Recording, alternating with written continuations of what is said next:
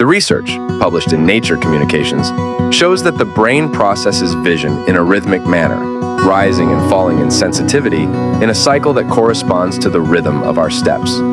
When swinging from one step to the next, human perception is good and reactions fast. Hey there, YouTube fam! Welcome back to BioThought Channel. Today we've got an exciting topic lined up that you won't want to miss if you're new here.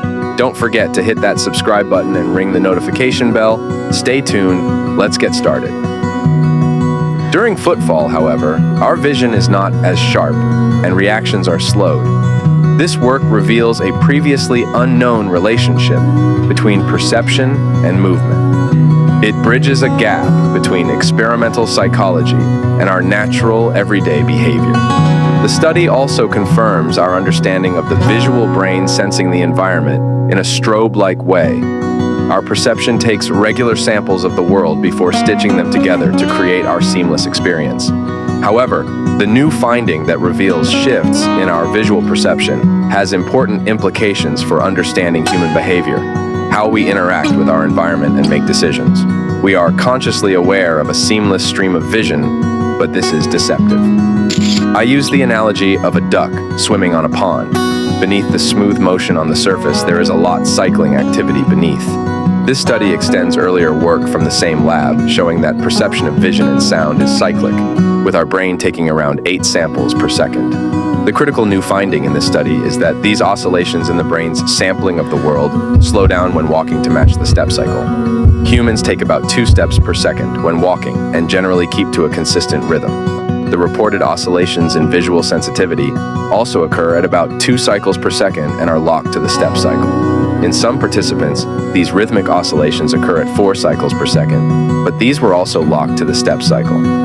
This work is the first time that visual perception has been finely and continuously sampled during walking. Without virtual reality, headsets and motion tracking, it would not be possible.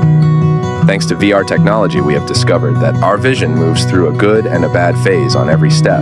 It is unclear why our brain's perceptual processes are so closely linked to walking.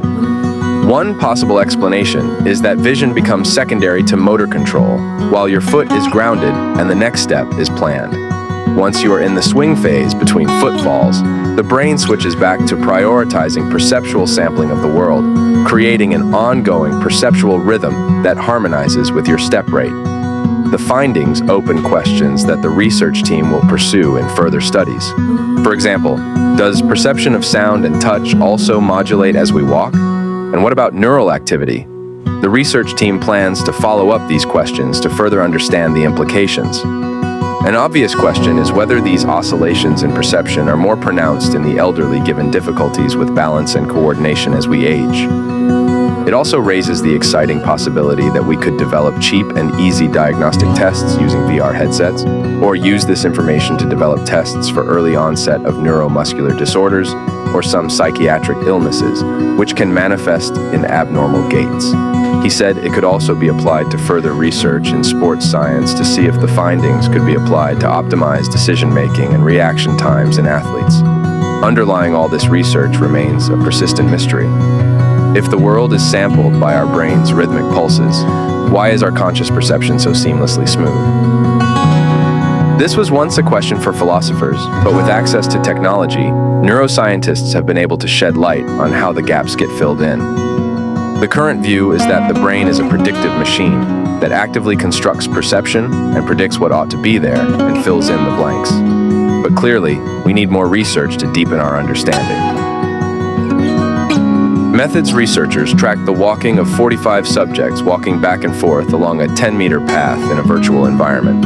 During each walk, lasting about 9 seconds, subjects were required to respond to between 0 and 8 random visual stimuli. The same stimuli were also presented in stationary trials. Eye and head movement was tracked along with gait and walking information. See you guys, and thanks for watching.